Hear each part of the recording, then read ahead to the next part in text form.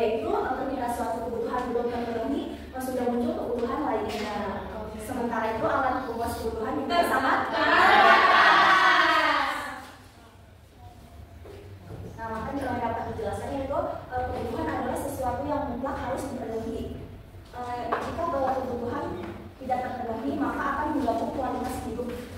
bahkan dapat menghadirkan hidup. Nah, contohnya itu ada tempat tinggal. Ketika kalian sudah memiliki tempat tinggal, terus kalian tidur di emperan, atau kalian merasa nyaman?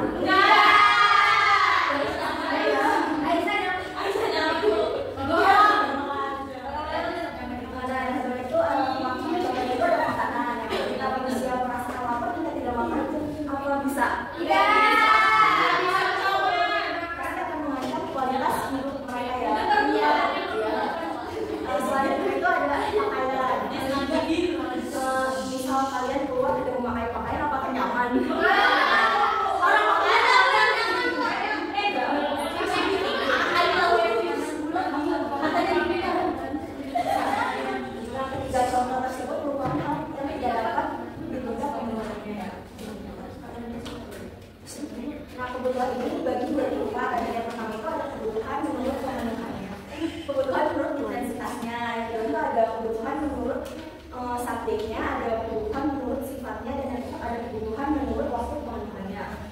Yang pertama itu ada kebutuhan menurut intensitasnya. Di sini ada yang ingin dibacakan?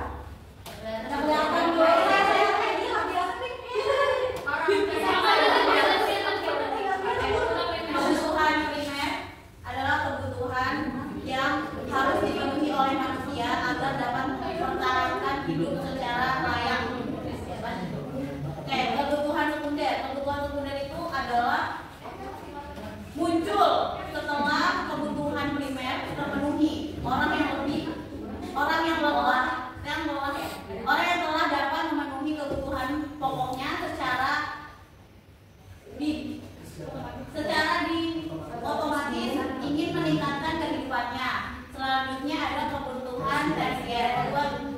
Tersier itu muncul setelah kebutuhan primer dan sekunder telah terpenuhi. Kebutuhan tersier disebut juga kebutuhan berupa kemewahan. Itu pertama itu ada kebutuhan menurut intensitasnya dibagi menjadi 3. Yang pertama itu ada kebutuhan primer, ada kebutuhan sekunder, dan ada kebutuhan tersier.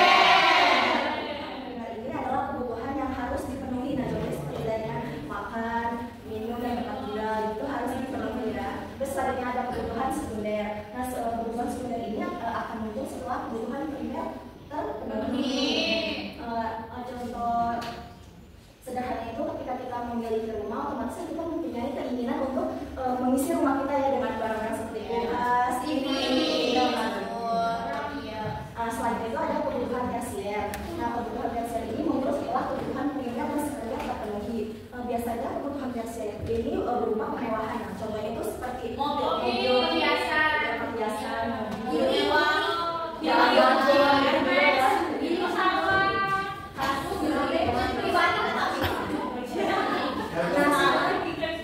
selanjutnya itu ada kebutuhan menurut sifatnya. Dibagi menjadi 2. Yang pertama ada kebutuhan jasmani dan rohani. Nah, kebutuhan jasmani ini adalah kebutuhan yang terkait dengan badan atau jasmani ya, jadi kesehatan olahraga, ya. Selanjutnya itu ada kebutuhan rohani. Nah, kebutuhan rohani adalah kebutuhan manusia yang bersifat rohani atau kejiwaan ya, jiwa, jadi itu seperti ngaji, mendengarkan ceramah, macam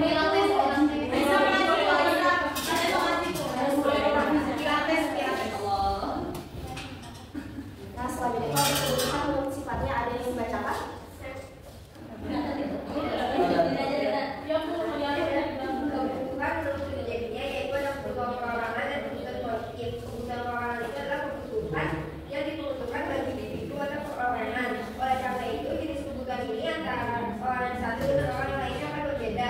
Yang kedua, kebutuhan kolektif. Kebutuhan kolektif adalah kebutuhan berupa barang atau jasa yang memanfaatkannya untuk kepentingan kolektif atau kelompok dan juga bisa secara bersama-sama. Ya guys, selanjutnya itu ada kebutuhan menurut sifatnya dibagi menjadi 2. Ada kebutuhan perorangan dan kebutuhan kolektif. Nah, kebutuhan perorangan ini adalah kebutuhan yang diperuntukkan oleh individu atau dia sendiri. Terus contohnya itu seperti dokter dengan guru pasti berbeda kan? Ya. Tukang kelas sama petani pastinya berbeda juga. Nah, selanjutnya itu ada kebutuhan kolektif. Nah, kebutuhan kolektif ini adalah kebutuhan berupa barang atau jasa yang manfaatnya untuk kepentingan bersama. Jalan tol, jalan raya,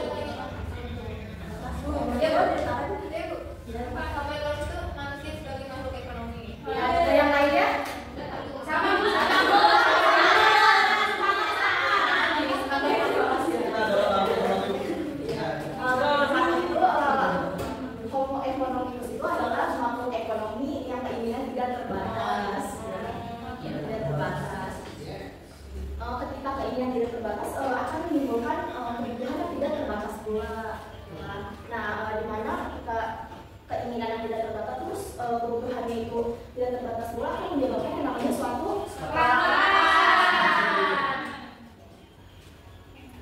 Nah, di sini kelaparan itu dapat diartikan sebagai suatu keadaan di mana kebutuhan manusia sangat tidak terbatas, sedangkan sumber daya untuk memenuhi kebutuhan tersebut sangat terbatas jumlahnya.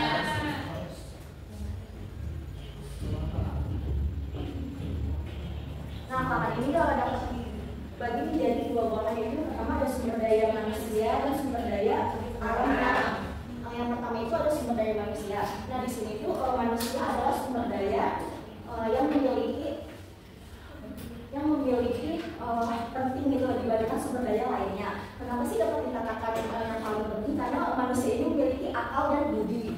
Ya, ketika manusia menggunakan akalnya secara maksimal, itu akan menciptakan berbagai kemajuan dan manfaat bagi masyarakat. Nah, teman-teman tahu sumber daya manusia itu sering dikatakan sebagai apa sih? Kenapa Bu? Sumber daya manusia itu sering dikatakan sebagai apa?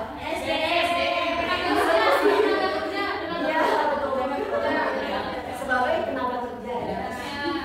Tenaga kerja ini adalah orang yang bersedia atau sanggup untuk bekerja. Nah, tenaga kerja ini dibagi menjadi dua. Yang pertama itu ada tenaga kerja berdasarkan sifatnya. Yang kedua itu ada tenaga kerja berdasarkan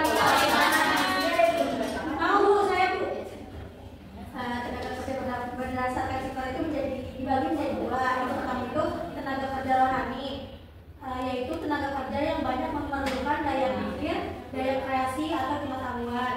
Yang kedua itu tenaga kerja jasmani, yaitu tenaga kerja yang banyak membutuhkan kekuatan fisik atau jasmani. Terus yang selanjutnya itu ada tenaga kerja berdasarkan kualitasnya. Itu ada terbagi menjadi dua, yaitu yang pertama tenaga kerja terdidik, yaitu tenaga kerja yang memerlukan pendidikan untuk menekuni suatu pekerjaan tertentu. Yang kedua itu tenaga kerja terlatih, tenaga kerja yang memiliki keterampilan tertentu yang diperoleh dari pengalaman kerja atau pelatihan khusus. Terima kasih ya, Aisyah. Ya, jadi tenaga kerja ini dibagi menjadi dua, yaitu ada tenaga kerja berdasarkan sifatnya dan tenaga kerja berdasarkan kualitasnya. Di mana tenaga kerja berdasarkan sifatnya ini dibagi menjadi dua, yaitu ada tenaga kerja rohani dan tenaga kerja jasmani. Di mana tenaga kerja rohani ini adalah tenaga kerja yang banyak memerlukan daya pikir. Jadi yaitu memerlukan daya pikir atau pengetahuan yang luas ya. Contohnya itu ada yang tahu nggak ini apa? Guru ya.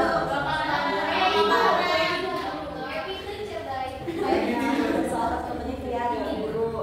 Selanjutnya itu ada tenaga kerja jasmani, yaitu tenaga kerja yang banyak membutuhkan kekuatan fisik. Jadi dia seperti itu memerlukan fisik dia bekerja. Nah, contohnya itu ada yang tahu apa? Bangunan puri. Toko bangunan.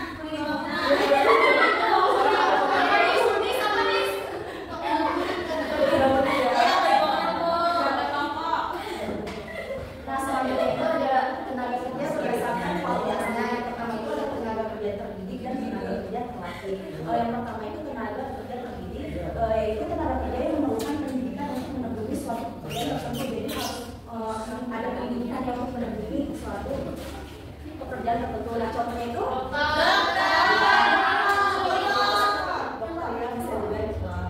selanjutnya ada tenaga kerja terlatih, yaitu tenaga kerja yang memiliki keterampilan tertentu yang diperoleh dari suatu pengalaman kerja atau pelatihan khusus. Jadi harus ada pelatihan dunia atau pengalaman. Nah, contohnya itu bisa iya bisa.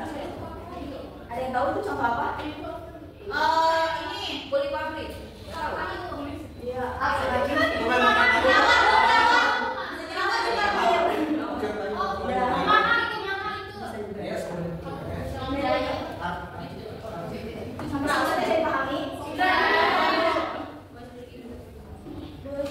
Selanjutnya itu ada sumber daya alam. Nah, sumber daya alam ini adalah segala yang ada di alam yang dihasilkan untuk menghasilkan barang dan jasa. Nah, sumber daya alam ini dapat berupa abiotik dan biotik.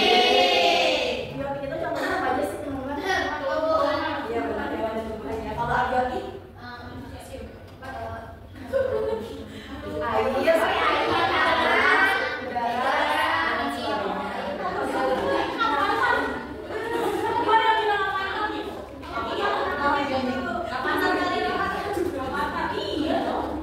nah, sumber daya alam ini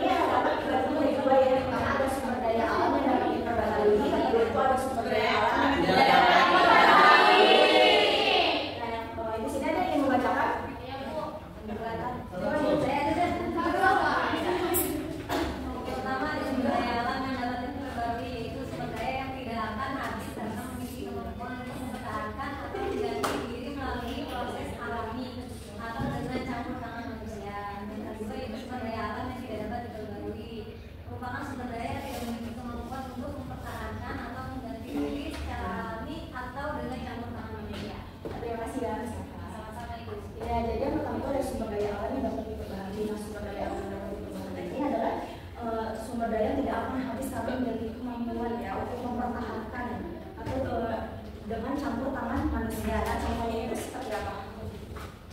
Ada udara, terus apa lagi?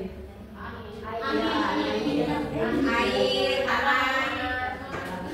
Nah, sama itu ada sumber daya alam yang tidak dapat dibeli. Adalah sumber daya yang tidak memiliki kemampuan untuk mempertahankan atau mengganti diri secara alami atau tidak ada campur tangan manusia ya. Contohnya itu seperti apa? Ada apa aja sumber daya alam yang tidak dapat dipenuhi? Minyak, batu bara. Ya, batu bara. Ya.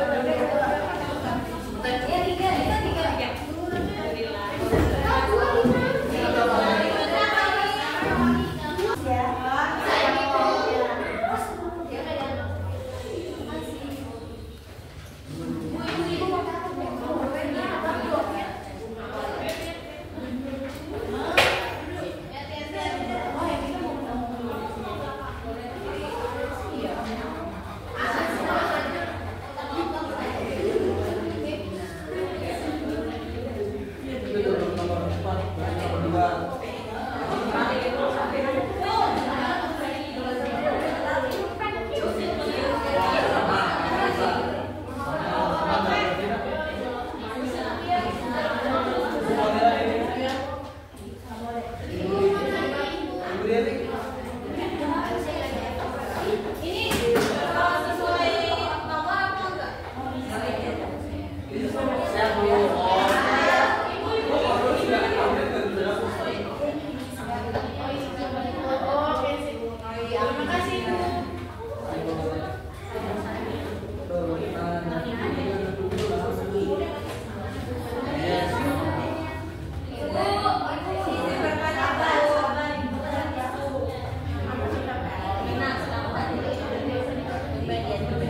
Yang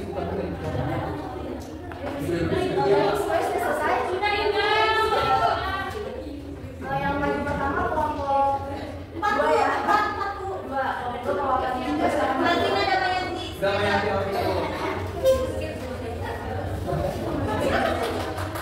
Berapa orang tuh? semua kelompok maju tapi perwakilan aja.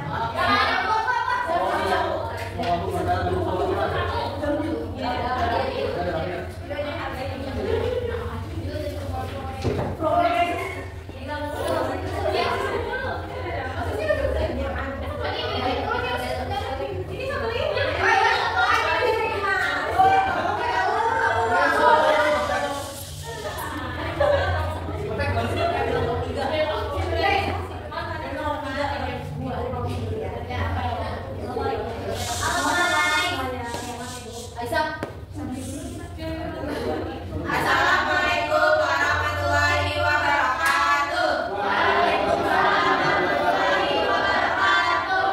Baik, saya dari perwakilan dari kelompok 1 ingin menjawab pertanyaan nomor 1. Soalnya yaitu apa yang dimaksud dengan kebutuhan dalam ekonomi?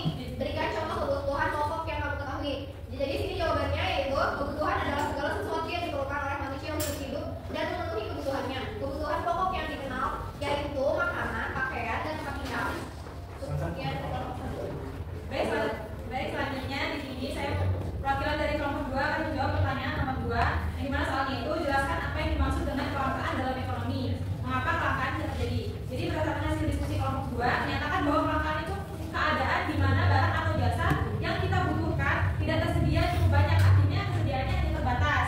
Nah, alasannya karena hal ini terjadi sumber daya alam atau sebagai alat pemuas kita jumlahnya itu sangat terbatas, sedangkan permintaannya itu tidak terbatas atau banyak. Saya perwakilan dari kelompok 3. Pertanyaannya yaitu sebagai seorang siswa, sebutkan beberapa kebutuhan yang menurut Anda penting. Apakah semua kebutuhan tersebut dapat dipenuhi dengan mudah? Menurut kelompok 3, yaitu kebutuhan yang penting adalah alat tulis, makanan, dan tempat tidur. Makanan dan alat tulis mudah didapatkan, tetapi untuk tempat tidur yang nyaman kadang bisa menjadi sulit tergantung pada kondisi rumah. Saya perwakilan dari kelompok 4. Di sini pertanyaannya, menurut pendapat Anda, apa yang akan terjadi jika kelangkaan terjadi dalam jangka waktu lama? Bagaimana dampaknya terhadap masyarakat? Jawabannya, kelangkaan barang yang terlanjut dapat menghambat perekonomian. Banyak usaha kecil dan menengah yang tergantung pada barang yang langka mungkin tidak bisa beroperasi dengan baik. Akibatnya pengangguran meningkat dan daya beli masyarakat menurun, yang dapat memperlambat pertumbuhan ekonomi secara keseluruhan. Baik, terima kasih ya. Beri tepuk tangan semuanya. Di sini ada yang ingin menyimpulkan. Saya belum. Jadi kesimpulannya buat materi hari ini itu adalah kebutuhan itu adalah sesuatu yang mutlak yang harus dipenuhi. Nah, kebutuhan itu juga dibagi menjadi 4. Ada kebutuhan menurut intensitasnya seperti kebutuhan primer, kebutuhan sekunder, kebutuhan tersier. Yang kedua itu ada kebutuhan menurut sifatnya, yaitu ada kebutuhan jasmani dan kebutuhan rohani. Yang ketiga juga itu ada kebutuhan menurut subjeknya, ada kebutuhan perorangan dan kebutuhan kolektif, dan terakhir itu kebutuhan itu juga ada menurut waktu pemenuhannya seperti kebutuhan sekarang dan juga kebutuhan yang akan mendatang. Ya, betul banget. Terima kasih ya Mbak Dina. Jadi yang sudah tadi dijelaskan mengenai kebutuhan ini adalah sesuatu yang memang harus dipenuhi. Nah, kebutuhan ini dibagi menjadi 4. Yang pertama itu ada kebutuhan menurut intensitasnya, yang kedua itu kebutuhan menurut sifatnya, dan kebutuhan menurut subjeknya, ada kebutuhan menurut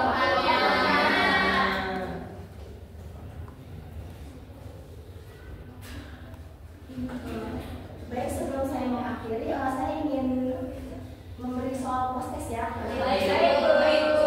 Selanjutnya, Ibu pengen tahu ya kayak hasil kalian satu-satu gimana perasaannya pembelajaran hari ini. Coba dari Aura. Bagus Bu, seru banget. Aul, bohong gitu. Bisa? Mengasihkan. Ibu